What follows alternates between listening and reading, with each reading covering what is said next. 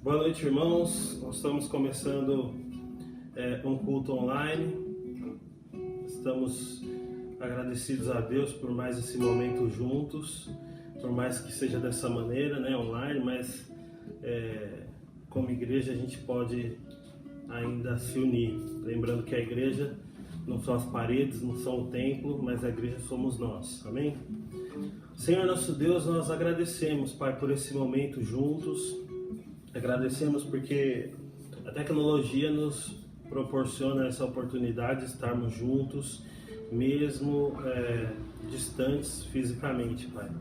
Queremos que o Senhor abençoe esse culto, abençoe os momentos de louvor, queremos engrandecer o Teu nome, queremos que o Senhor receba isso que vem do nosso coração, que é o melhor que nós temos em nós. Queremos engrandecer o Teu nome, Te adorar e queremos ser tocados por Ti. Esse é o nosso pedido em nome de Jesus. Amém.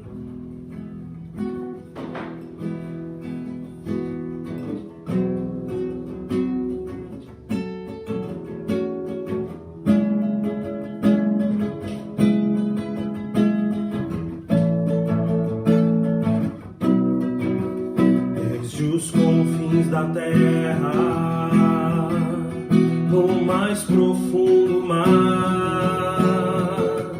nas alturas dos céus, louvado és dentro dos corações, em meio a um clamor, nasce essa canção e os povos cantam por toda eternidade. Tu serás adorado, grande Deus, exaltado nas nações, Senhor da criação, grande Deus, seja louvado. Desde os confins da terra, no mais profundo mar, nas alturas do céu, louvado és dentro dos corações, em meio a um clamor, nasce esta canção e os povos cantam por toda eternidade. Tu serás adorado, grande Deus, exaltado nas nações, Senhor da criação, grande Deus, seja louvado.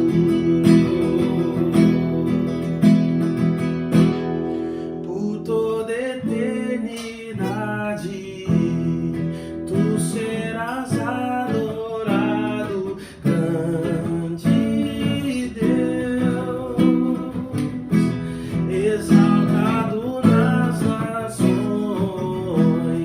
Senhor da criação, grande Deus, seja louvado, seja louvado,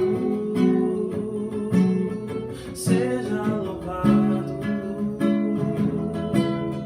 seja louvado, seja louvado. Amém. Nós temos visto nesse tempo de pandemia global como as pessoas são muito parecidas pelo mundo todo, apesar das diferenças, apesar de tudo que nos faz particulares, as culturas, apesar de tudo isso, as pessoas são frágeis e a gente se vê muito frágil nesse momento. As pessoas na Europa, as pessoas na África, na Oceania, na Ásia, nas Américas, as pessoas todas têm sofrido pelo mesmo mal. E essa música que nós cantamos diz que o nosso Deus deve ser adorado desde os confins da terra, por toda a eternidade. Isso tudo porque Ele é o único Deus vivo, porque Ele é o único Deus criador. E além de tudo isso, Ele se deu por cada um de nós. Se deu por nós aqui no Brasil, por nós que estamos nos vendo agora aqui, por nós espalhados por toda a terra. É Ele quem traz luz para as sombras, é Ele quem escala montanhas para nos encontrar. Ele é o único Deus que fez isso, que teve essa atitude de amor, de se entregar pelos seus servos, de se entregar pelas pessoas a quem Ele ama, com um amor ousado, um amor impressionante. É esse amor que nós vamos cantar agora. Amém?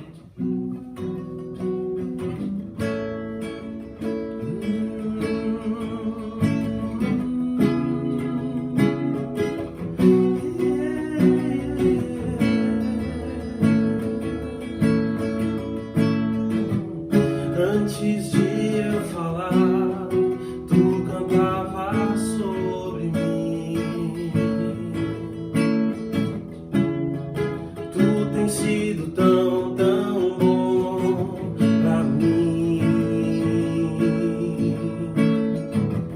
Antes de respirar, sopraste tua vida em mim. Tu tens sido tão, tão bom pra mim. Oh, impressionante, infinito, ousado amor de Deus. Oh, que deixa as 99 só pra me encontrar. Não posso comprá-lo, nem merecê-lo. Mesmo assim se entregou. Oh, impressionante, infinito, ousado amor de Deus.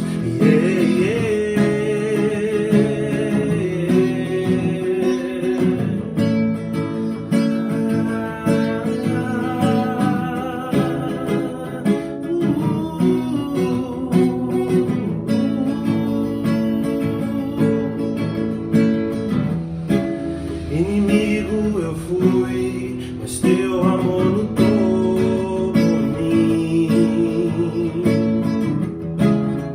Tu tens sido tão, tão bom pra mim.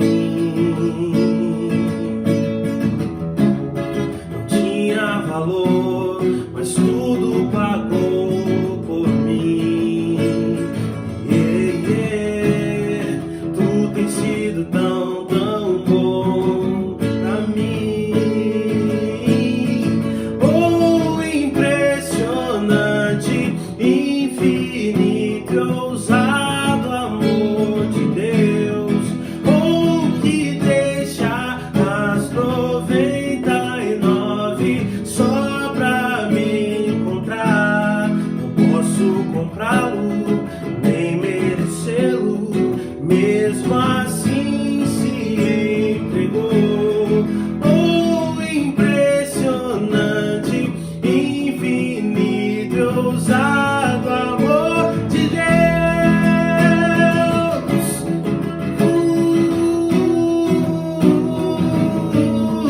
Ai, ai,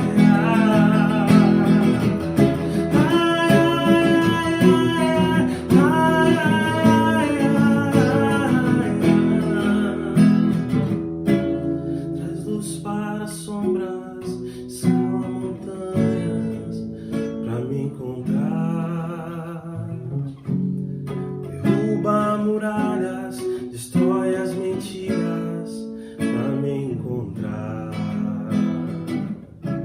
Traz luz para as sombras, escala montanhas pra me encontrar. Derruba muralhas, destrói as mentiras pra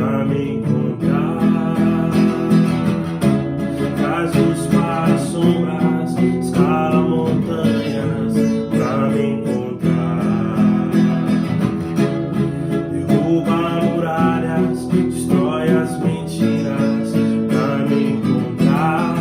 O impressionante, infinito, ousado amor de Deus, o que deixa as 99 só pra me encontrar. Não posso comprá-lo, nem merecê-lo, mesmo assim se entregou. O impressionante, infinito, ousado amor de Deus.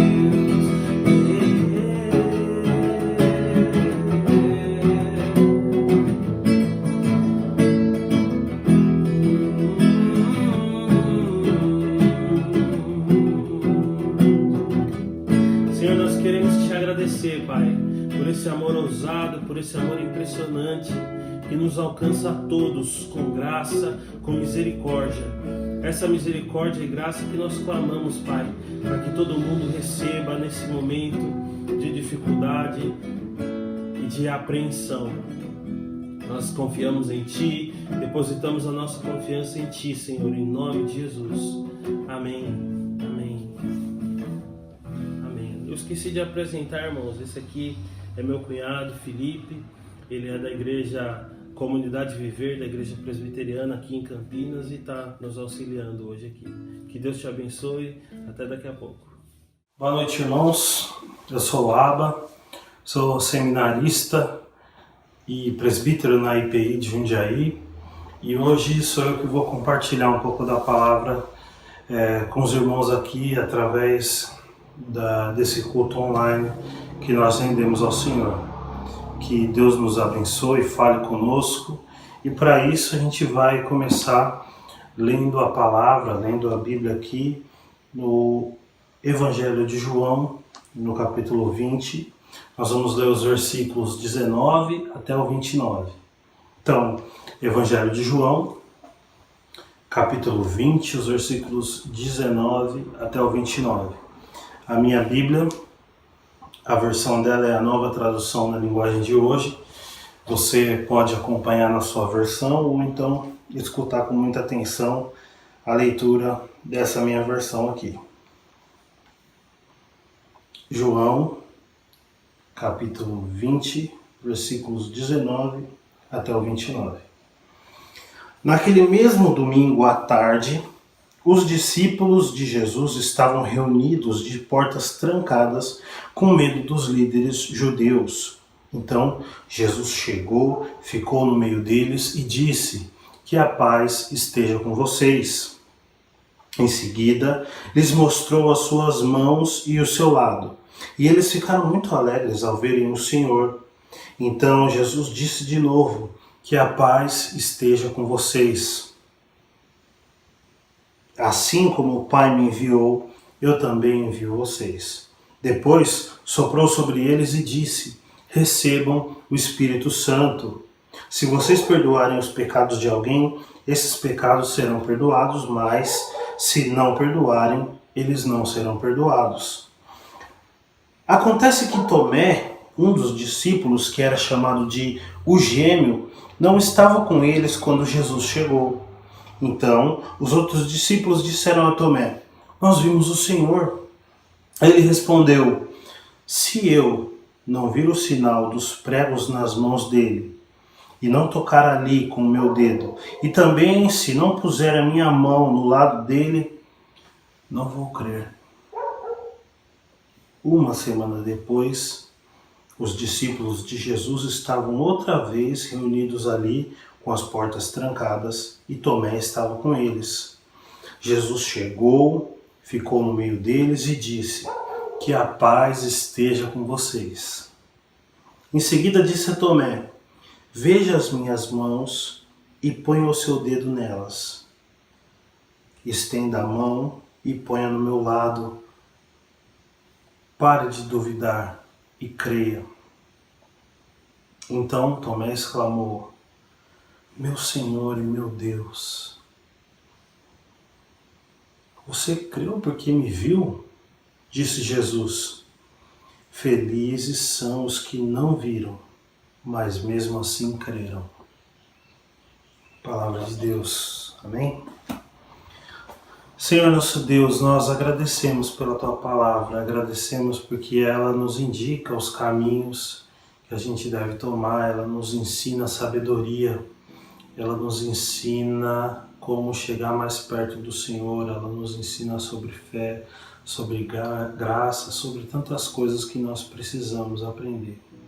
Queremos pedir que o Senhor toque os nossos corações, toque o meu coração, toque o coração de cada uma das pessoas que está ouvindo agora. Em nome de Jesus. Amém. Amém. Irmãos, um tempo atrás eu estava ouvindo um podcast aqui em casa de um pessoal de uma igreja que chama Glocal. Eu acho que eles são uma igreja lá em São Paulo, eles têm uma estrutura um pouco diferente, e nesse podcast eles estavam falando sobre um filósofo, né? E uma das coisas que eles disseram é que o cristianismo, a religiosidade cristã, ela se caracteriza por se firmar muito sobre certezas, né? Sobre certezas, sobre coisas fixas, estruturas de certeza, de exatidão. Um dos exemplos que eles colocaram, e que fez muito sentido para mim, porque eu cresci nesse ambiente de igreja, né, era o exemplo daquela brincadeira que fazia assim, muito quando eu era assim, molecão. Que o pessoal falava, bom, tinha alguém que tirou carta, alguém novo tirou carta, você ia andar com essa pessoa e alguém falava assim, você tem certeza da salvação, né, para entrar nesse carro aqui, porque é perigoso? Você tem certeza da salvação? E a gente meio que tinha que responder que sim, porque também se você tivesse dúvida, você já estava errado. Então, você tem certeza da salvação? Essa era uma pergunta. De fato, a vida ela é cheia de incertezas, né? De coisas que geram dúvidas no nosso coração. Mas esse ambiente religioso baseado nas certezas, ele contrasta um pouco com o que é a vida real, que é uma vida cheia de incertezas. Eu estou falando de tudo isso porque eu acho que no meio de todo esse ambiente que a pandemia do coronavírus está trazendo, né? Inclusive esse ambiente nosso aqui de culto, eu acho que no meio de tudo isso, durante essa semana pegou forte em mim, particularmente, essa questão da incerteza, da dúvida. Muitas perguntas surgiram, muitas dúvidas, muitas incertezas, né? O que vai acontecer com o nosso sistema de saúde nos próximos meses? Ele vai entrar em colapso? Bom, se a gente ficar em casa, se a gente se guardar dos ambientes onde tem muita gente, se a gente conseguir fazer isso, a gente vai conseguir que esse sistema não entre em colapso? Bom, e se o sistema de saúde não entrar em colapso, será que o sistema financeiro não vai entrar em colapso? Né? Será que a quarentena ela não deve ser feita só para as pessoas do grupo de risco? O que vai ser da humanidade depois que tudo isso passar? Como que a gente vai se comportar? Como vai ser um novo jeito de se comportar depois que isso passar? Quando isso vai passar? Eu ouvi falar que talvez passou em setembro. Como a gente vai aguentar daqui até lá? No meu trabalho, algumas pessoas foram afastadas, estão ficando em casa. O que vai acontecer com essas pessoas? Veja, quantas dúvidas, né, que estão pairando sobre as nossas cabeças. Essas são algumas que eu levantei aqui. Talvez você lembre de outras aí, fazendo uma reflexão rápida, né? Muitas coisas que nos afligem assim. Para isso nós vamos observar esse texto que a gente acabou de ler aqui, observar alguns pontos no texto que tem a ver também com a nossa vida, né? O primeiro deles é o seguinte, a gente observa essa história com um olhar de quem está no futuro, né? Diante de tudo que está se passando aqui. A gente já sabe o que ia acontecer, o que aconteceu. Mas a verdade é que para esses discípulos aqui, o ambiente estava acontecendo naquela linha do tempo, eles estavam na linha do tempo. E por mais que eles convivessem com Jesus, algumas dúvidas estavam ali batendo na cabeça deles, né? Com força. Eu separei aqui uma linha de pensamento que é a seguinte: Jesus operou muitos sinais e prodígios na frente daquele pessoal, daqueles discípulos. Ele falava sobre instituir um reino, o reino de Deus. Talvez não tivesse muito claro para aqueles discípulos que esse reino seria um reino espiritual, um reino real, mas ao mesmo tempo espiritual, um reino que se faz presente na vida das pessoas, mas um reino que inverte os valores do mundo.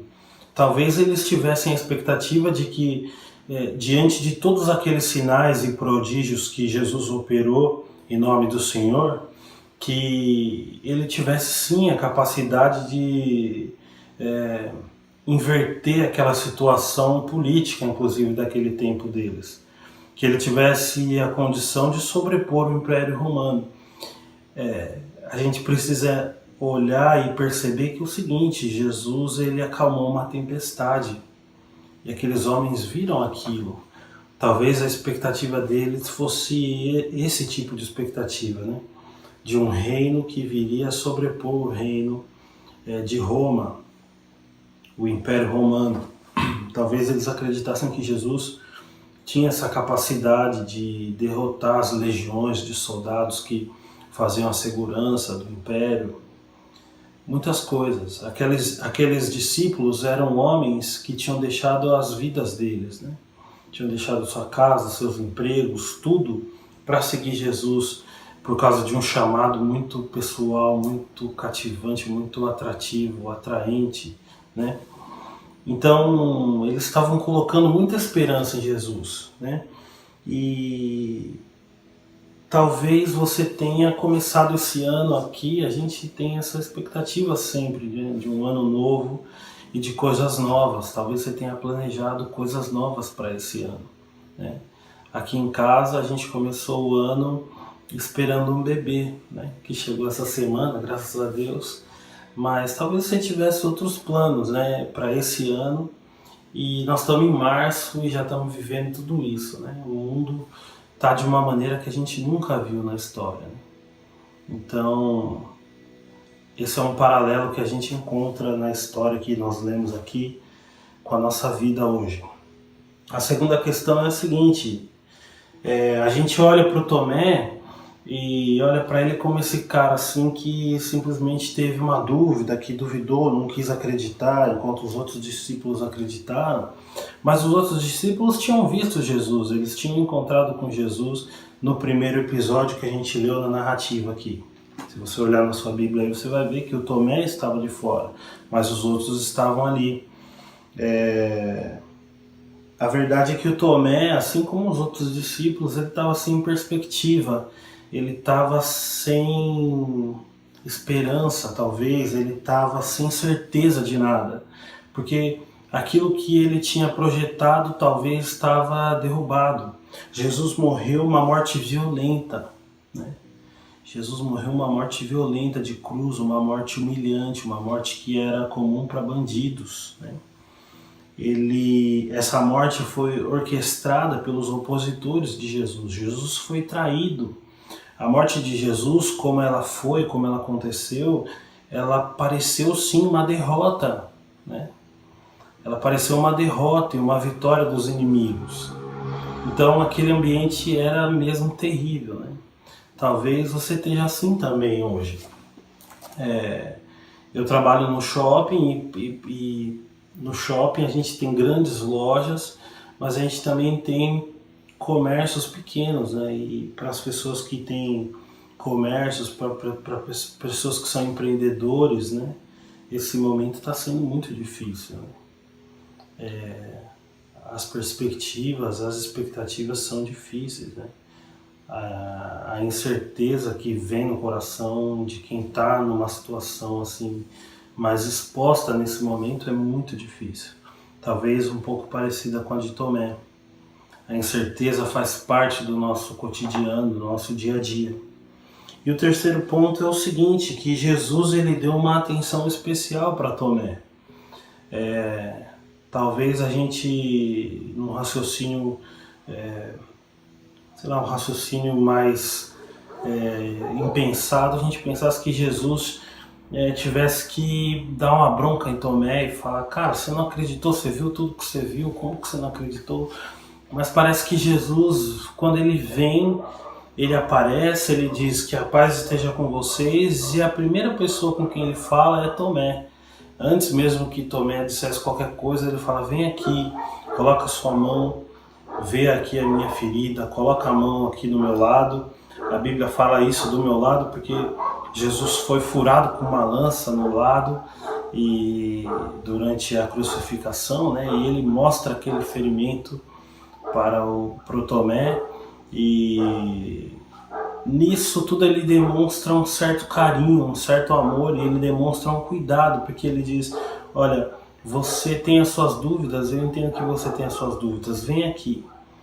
Mas com tudo isso ele fala assim: olha, você creu porque você viu. Mas assim, bem-aventurados, felizes são aquelas pessoas que creem sem ver. O Tomé, ele teve essa oportunidade de crer apenas pelo testemunho das pessoas, dos discípulos, quando eles disseram assim: nós vimos o Senhor. Mas ele não conseguiu crer. E talvez você esteja assim também, com a dificuldade de crer. A gente cantou que desde os confins da terra o nosso Deus é louvado. A gente acredita que Ele domina sobre tudo que existe, mas tem hora que é difícil crer. Tem hora que a gente fica como Tomé, fragilizado pelas circunstâncias todas, e fica difícil da gente crer que o nosso Deus é poderoso, que Ele tem o domínio sobre todas as coisas. Mas o convite do Senhor Jesus para nós é esse, que a gente encontra no versículo 27. Pare de duvidar e creia. Pare de duvidar e creia. A situação não é fácil para nós hoje, né? Essa palavra colapso e os sistemas entrando em colapso, tudo isso deixa a gente muito apreensivo e incerto. Para quem tem família, para quem tem que se sustentar a si mesmo, ou sustentar algum ente querido, alguma pessoa querida, esse ambiente de incerteza nos machuca, né? Mas o que eu quero dizer é o seguinte, que os sistemas eles podem colapsar, mas o nosso Deus ele permanece, né? Os sistemas eles podem entrar em parafuso, mas o nosso Deus não entra. O nosso Deus permanece. O nosso Deus é aquele que era, que é e que há de vir. O tempo, as circunstâncias do tempo, desse século, elas não têm nenhuma condição de afetar o caráter, o poder e a soberania do nosso Senhor. Porque Ele é o Deus vivo, Ele é o Deus poderoso, e Ele é o Deus que nos convida a confiar nele. Ele é o Deus que nos diz assim: pare de duvidar e creia. Né? Mesmo que tudo seja difícil, mesmo que as coisas pareçam contrárias, pare de duvidar e creia. É certo que esse ambiente de dúvida é um ambiente propício para a fé, porque lá em Hebreus, no capítulo 11, no versículo 1, a gente vê que a fé, a fé ela depende das coisas que não se veem. Para que a fé exista, ela depende das coisas que não se veem. É difícil a gente exercitar a fé sobre as coisas que estão muito claras na nossa frente. Bom, eu tenho fé que o céu é azul. Bom, é só olhar para o céu e constatar que o céu é azul. Mas eu preciso ter fé para acreditar que Deus cuida de mim, que Ele é o Deus vivo, que no meio de todas as coisas que acontecem, Ele é soberano. É nesse ambiente de dúvida onde a gente exercita a nossa fé. É nesse ambiente de dúvida onde a gente consegue receber de Deus alguma orientação para que a gente sobressaia, para que a gente seja sal e seja luz nesse mundo. Para que assim como Jesus, que chegava e dizia que a paz esteja com vocês, que a gente também seja esse ponto de luz no meio da escuridão, e que aonde a gente chegar, com quem a gente falar, que a nossa palavra seja essa também, que a paz esteja com vocês. que a nossa vida ela seja sempre uma vida firmada no nosso Deus. Porque quem te sustenta não é o dinheiro, não é o sistema financeiro. Quem te dá saúde, quem te dá força, não é o sistema de saúde, mas é o nosso Deus. É Ele quem nos dá força, é Ele quem nos dá sustento, é Ele quem supre as nossas necessidades. Eu sei que é difícil dizer isso, a gente compra comida com dinheiro, mas quem nos sustenta de fato é o nosso Deus. E o texto segue, e ele diz assim: Jesus fez diante dos discípulos muitos outros milagres que não estão escritos nesse livro, mas estes foram escritos para que vocês creiam que Jesus é o Messias, o Filho de Deus, e para que, crendo, tenham vida por meio dele. Irmãos, aqueles que não viram, mas creem, são bem-aventurados. A gente não viu muitas coisas. As incertezas, elas estão por aí, passando por nós e nos atacando. Mas bem-aventurados são aqueles que creram sem ver. Aqueles que creram sem ver têm vida por meio de Jesus Cristo. É isso que o texto diz. Para que, crendo, tenham vida por meio dele. Que você e eu, que nossa igreja, que as pessoas, os crentes no mundo, as pessoas que creem no Senhor, que elas sejam essas pessoas que trazem paz, que dizem que a paz seja com vocês, né? No meio de tantas dúvidas que são normais, a dúvida é uma coisa normal, a incerteza é uma coisa normal, Jesus tratou com normalidade e abraçou Tomé, que a gente saiba que Ele também nos abraça, que Ele também nos ama, e que a paz esteja com vocês, e que a gente tenha a vida por meio dele, em nome de Jesus. Que Deus te abençoe. Amém?